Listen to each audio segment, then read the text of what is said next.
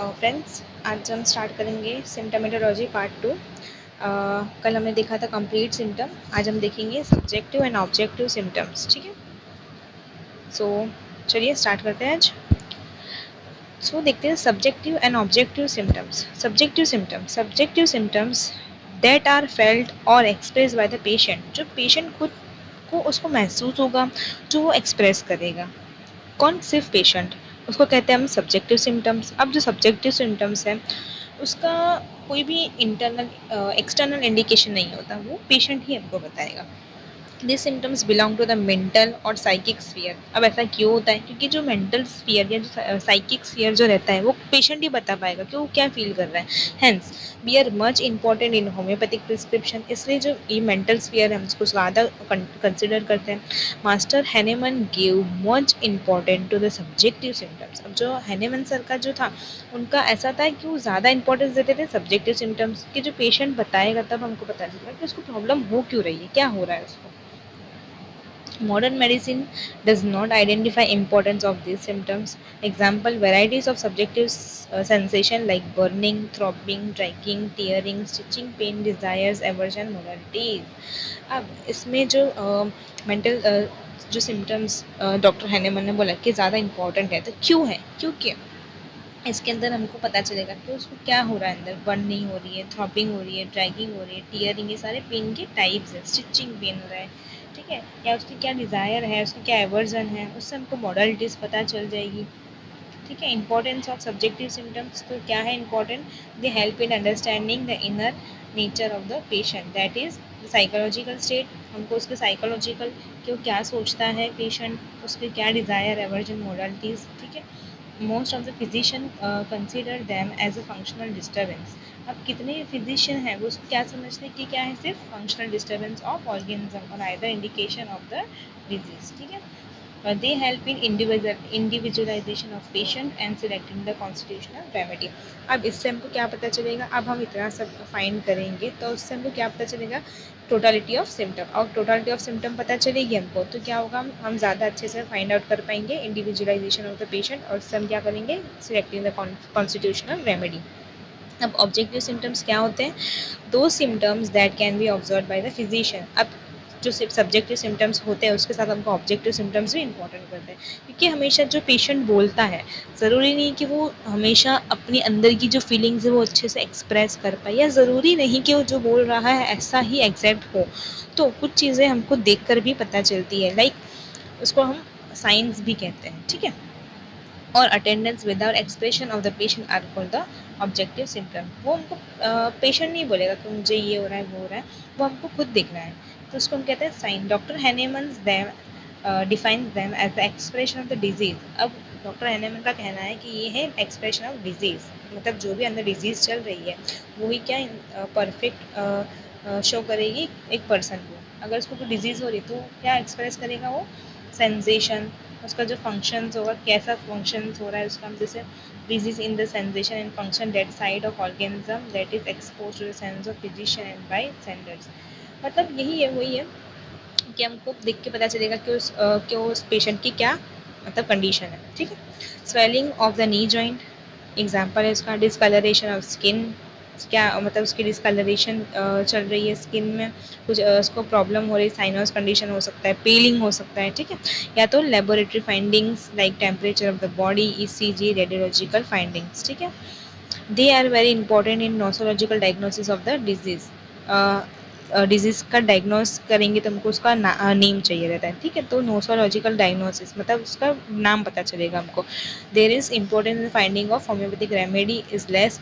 मतलब doctor Hahnemann के हिसाब से ऑब्जेक्टिव सिम्टम्स से थोड़ा less, subjective symptoms objective symptoms less. मतलब होम्योपैथिक रेमेडी हम ऑब्जेक्टिव सिम्टम पर कम देते हैं रैदर देन सब्जेक्टिव सिम्टम में हम उससे बात करेंगे, उसकी फीलिंग्स को समझेंगे, उसके मेंटल स्फीयर को समझेंगे, इसलिए उसको ज़्यादा इंपॉर्टेंस दिया गया है।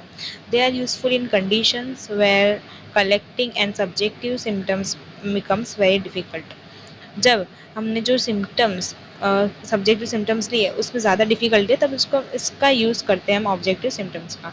Like in case of infants, animals, comatose and insane patients. Insane मतलब जो बहुत ज़्यादा मेंटली इल है, या इन्फेंट जो छोटे बच्चे हैं, या एनिमल्स हैं, राइट, ठीक है। अब नेक्स्ट देखते हैं कॉमन सिम्टम्स है ना अनकॉमन सिम्टम्स। अब कॉमन सिम्टम्स देखते हैं, दो symptoms that are found in many patients in many sufferings and produce in many drug proving are called common symptoms. अब ये सिम्टम्स कैसे हैं जो बहुत सारे पेशेंट्स में मिलते हैं, बहुत सारी सफरिंग्स मतलब बहुत सारी बीमारियों में भी हमको ये दिखने मिलते हैं, और हमको बार बार ड्रग प्रूविंग में सिम्टम्स मिलते हैं, उसको हम कहते हैं common symptoms. Hahnemann sir called them as a general symptom, इसलिए हैनेमन सर ने इसको क्या कहा, जनरल सिम्टम, और इसको सुपीरियर सिम्टम्स भी कहते हैं। Basically Hahnemann classified symptoms into general and uncommon symptoms. अब कॉमन सिम्टम्स इसका कोई यूज़ नहीं है होम्योपैथिक प्रिस्क्रिप्शन में। If prescription is based on the symptoms it leads to palliation. मतलब डॉक्टर हैनेमन सर का मानना था कि अगर हम सिर्फ यही सिम्टम्स पर देंगे तो क्या है, पेलिएशन है, मतलब वो डिजीज़ को जड़ से ख़त्म नहीं करेगा, वो सिर्फ उसको उसका जो डिसीज़ की जी प्रॉब्लम्स है वो कम करेगा, उसकी सफरिंग्स हटाएगा नहीं, वो आइडियल क्योर नहीं मिलेगा इससे हमको। There are useful only in diagnosis the case, या तो हमको सिर्फ यूजफुल रहेगा सिर्फ डायग्नोसिस ऑफ केस में, ठीक है, या तो हम उससे advice general management like diet, regime या पेशेंट, इससे हम इतना ही कर पाएंगे, ठीक है। Example rice water stool in cholera, stitching pain in pneumonia, rashes in measles, symptoms like anorexia, cough etcetera, ठीक है। ये सारे जैसे राइस वाटर स्टूल हमको कोलेरा में देखने मिलता है, ठीक है, स्टिचिंग पेन न्यूमोनिया में रहता है, रैशेज इन मीजल, ये सारे कॉमन सिम्टम्स हैं जो उस डिजीज़ के कॉमन है, ठीक है। अब अनकॉमन क्या होते हैं, दो symptoms are that are special to the patients और to the drug like strange, particular, individualising and called uncommon. मतलब वो स्पेशल पेशेंट को अलग से मिल रहा है, या ड्रग का है वो, या एकदम अलग है, या पिक्यूलर है, या उसको अलग इंडिविजुअलाइज कर रहा है, ठीक है, इसको कहते हैं uncommon.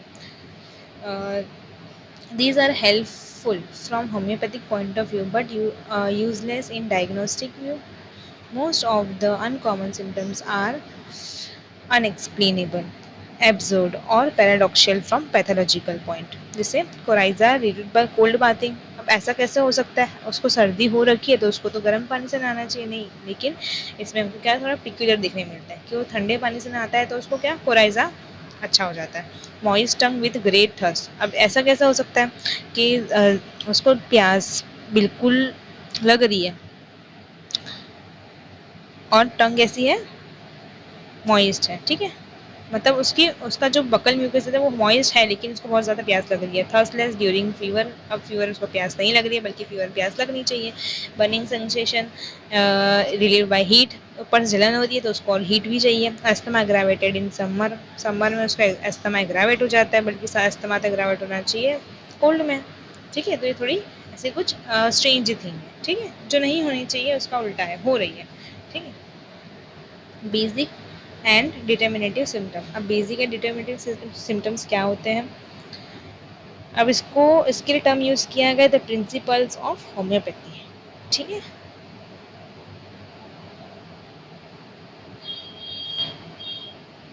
Basic or absolute symptoms are those symptoms that appear in every proving and are general nature. उनका नेचर कैसा होता है, जनरल होता है, और वो हर प्रूविंग को बेसिक मिलते रहते हैं, ठीक है।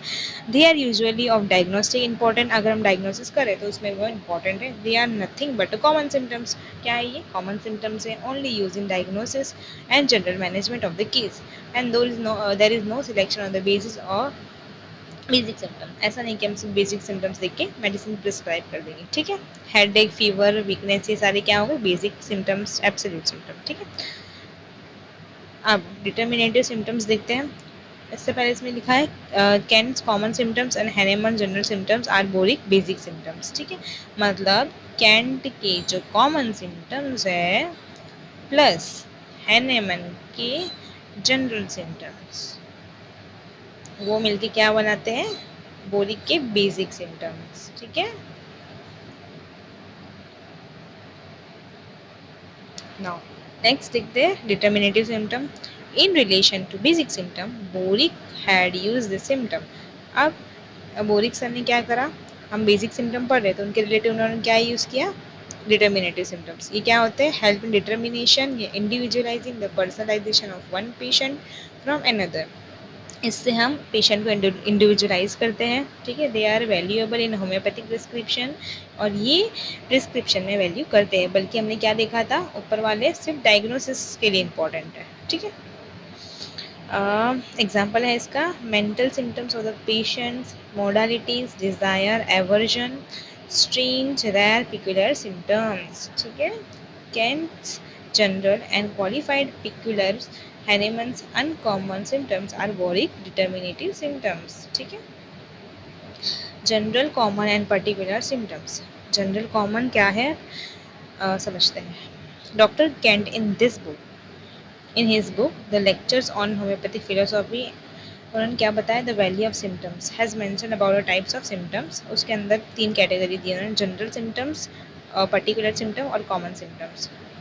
ये बहुत इंपॉर्टेंट पॉइंट है एक्चुअली। ये वाले जो पॉइंट है वो रेपर्टरी में भी दिया है, सो इसको थोड़ा ध्यान से समझते हैं। General symptoms, those symptoms that relate to the patient as a whole, जो पूरा पेशेंट को एज अ होल एक्सप्रेस करता है, ठीक है, उसको कहते हैं general symptoms. When the patient uses the first pronoun I to explain his suffering, we can call is a general symptom, कि मुझे ऐसा हो रहा है, मुझे ये प्रॉब्लम है, ठीक है। But it is not mandatory, everyone हमेशा ऐसा नहीं होता है, ठीक है। जैसे इसमें एग्जांपल दिया है, when a patient says I am thirsty, I am weak, I feel sleepy, physician can think that patient is explaining the symptoms in relation to his inner feeling as a whole. So symptoms can be grouped under Kant's general. मतलब patient बोलता है मुझे प्यास भी लगती है, मुझे weak feel हो रहा है, मुझे स्लीपी, मुझे सोने वाला फीलिंग आ रही है, मुझे मैं सो जाऊंगा, ठीक है। तो फिजिशियन को क्या लगता है कि वो अपने फीलिंग के बारे में बता रहा है एज ए होल, कि उसको जनरली ऐसी फीलिंग होती है। अब general symptoms is are very important as they are expressing the individuality of the patient. अब ये बहुत इंपॉर्टेंट भी होते हैं कि जनरली जो पेशेंट है वो अपने सिम्टम्स बता रहा है, इसको कुछ एक्सप्रेस कर रहा है, वो बहुत इंपॉर्टेंट है। They are help in differentiating one patient from another, इससे हम एक पेशेंट को दूसरे पेशेंट से भी डिफ्रेंशिएट कर पाएंगे। अब जनरल सिम्टम्स भी दो टाइप के होते हैं, मेंटल जनरल्स और फिजिकल जनरल्स। तो यहाँ पे हम मेंटल जनरल्स को देखते हैं। दो symptoms that explains the inner self और the expression of the mind, intellect, emotions and can be group under this heading. अब इसके अंदर हमको पेशेंट का माइंड पता चलता है, उसका जो इंटेलेक्चुअल कैसे बातचीत करता है, उसके इमोशंस क्या है, ठीक है। और this symptoms are important for prescribing, और ये इंपॉर्टेंट रखते हैं प्रिस्क्रिप्शन में, because they are reflect the patient as a person. इससे ही हमको उसकी पर्सनैलिटी पता चलती है। अब फिजिकल जनरल्स देखते हैं, sufferings of the person that are referring to the physical body. अब उसको जो फिजिकल में जो उसको सिम्टम्स आते हैं उसको कहते हैं physical generals as a whole, not limited to only one part of the anatomical body, is classified under headings. इसका एग्जाम्पल है general modalities that aggravates or ameliorates the patient suffering as a whole, जैसे sexual perversion, sleep, dreams related information, cravings क्या है, aversion क्या है, hunger, appetite, thirst, symptoms related to special senses, और menstrual problems in female, constitutional type, periodicity, appearance of the symptoms are important physical generals, ठीक है। Particular symptoms क्या होते हैं, that are related to the particular part या तो organ of the body. हमने general में क्या देखा था कि पूरी बॉडी या पूरा एज अ पर्सन ही हमने उसमें देखा था जनरल सिम्टम्स, बट पर्टिकुलर में हम क्या देख रहे हैं, या तो कोई पर्टिकुलर पार्ट होगा या तो एक ऑर्गन ऑफ द बॉडी, ठीक है। उसको हमने कहा पर्टिकुलर सिम्टम्स। अब डॉक्टर जेटी कैन कहते हैं, if you are examining any part alone you are only examining the particular. अगर तुम कोई एक पार्ट को देखते हो तो तुम क्या कर रहे हो, सिर्फ examine only particular. Usually the patient expresses them by term my, जैसे my throat is burning, my back is paining, my head are weak, ठीक है। Particular symptoms are given important only after general symptoms. अब particular को हम तभी consider करते हैं important जब हमने जनरल सिम्टम्स लिए हो, जब हमने उसको स्टडी किया हो, और वो भी इतने इतने इंपॉर्टेंट रखते हैं कि अगर हम उसको नहीं लेंगे तो हमको पर्टिकुलर नहीं का कोई मीनिंग नहीं रहता, ठीक है। Because they are exhibit suffering of only one part, क्योंकि उससे हमको सिर्फ एक पार्ट की या बॉडी के एक ऑर्गन की बात पता चल रही है, क्या उसके अंदर प्रॉब्लम है। हमको एज ए होल पर्सन पता नहीं चल रहा है कि उसको इन जनरल क्या हो रहा है। उस अगर एक ही पार्ट की वजह से अगर पूरी बॉडी में पेन हो रहा है, तो अगर जनरल हमको पता होगा तभी हम पर्टिकुलर पर जा पाएंगे। They are related to the anatomical organ and not whole person, ठीक है। कॉमन सिम्टम देखते हैं, दो symptoms that are found in many patients, ये हर पेशेंट में मिलेंगे, हर सफरिंग में मिलेंगे, produced in many during drug proving, बार बार ड्रग प्रूविंग के टाइम पर ये हमको दिखते रहेंगे कॉमन सिम्टम्स में. Common symptoms are of no use in homeopathic prescription if prescription based on this symptom. It leads to palliation, जो हमने पीछे देखा था. They are useful only in diagnosing the disease and advising in general management. इससे हम सब management कर पाएंगे, इससे हम प्रिस्क्रिप्शन पूरा प्रॉपर नहीं निकाल पाएंगे. ठीक है. नेगेटिव जनरल्स क्या होता है? इफ अ कॉमन और general symptom of nosological disease is not present in case, it becomes a negative general. जैसे इसका एग्जाम्पल दिया, हंगर विदाउट एपिटाइट, उसको भूख लगने की कोई इच्छा नहीं है लेकिन क्या है? हंगर है. Coldness with aversion to being covered, उसको ठंडी लग रही है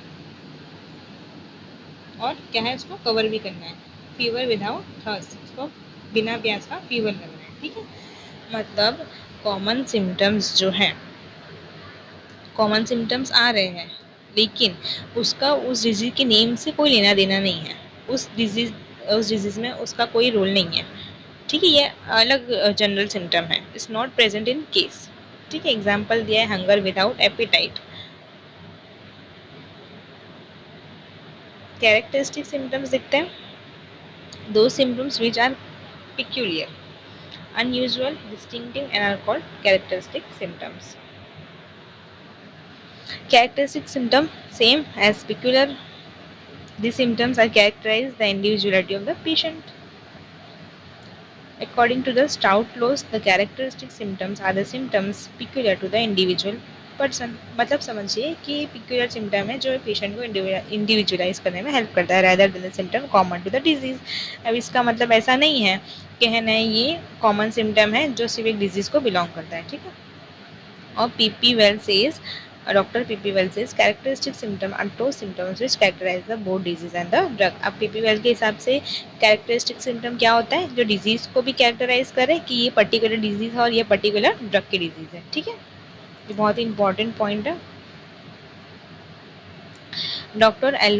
Adolf Lippi says characteristic symptoms will consist the result obtained by deducting all symptoms generally pertaining to the disease with which patient suffer and from the elicited by through examination of the case. मतलब इसमें हमको general common symptom नहीं देखने मिलेंगे, इसमें हमको characteristic symptoms मिलेंगे जो हमको जनरल जो केस में हमको नॉर्मल कॉमन केस में जो मिलता है वैसे नहीं, लेकिन उससे अलग. ठीक है.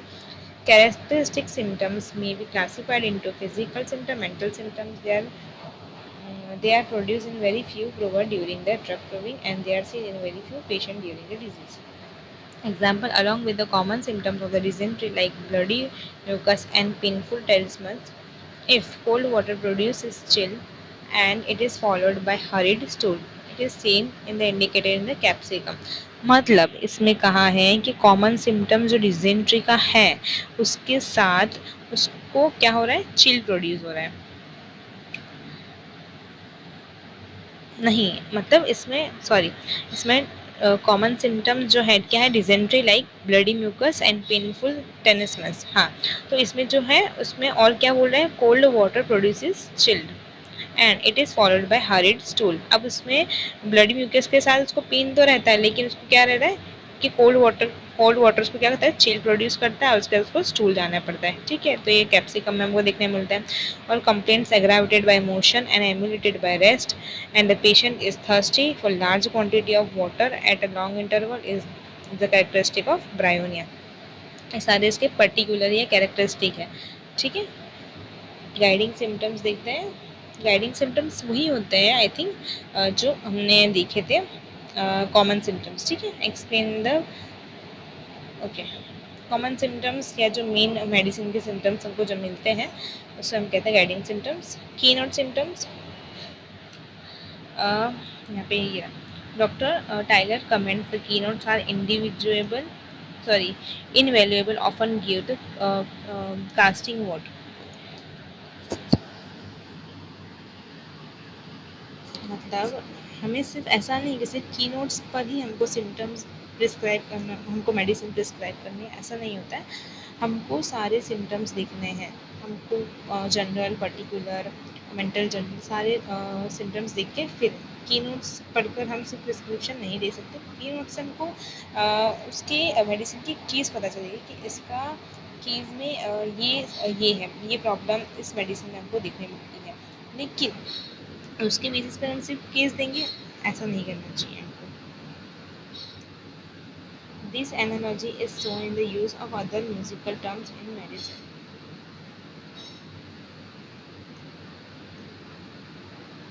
Tension is the keynote of Aconite, but Aconite is not only the medicine in our Materia Medica which covers the tension.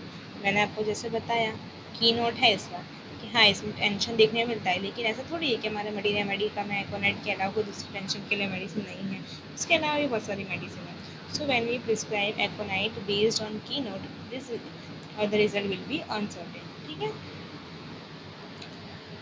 तो आज हम यहीं तक रखते हैं, देन नेक्स्ट क्लास में इसका थर्ड पार्ट कंटिन्यू करेंगे इंशाल्लाह। Thank you.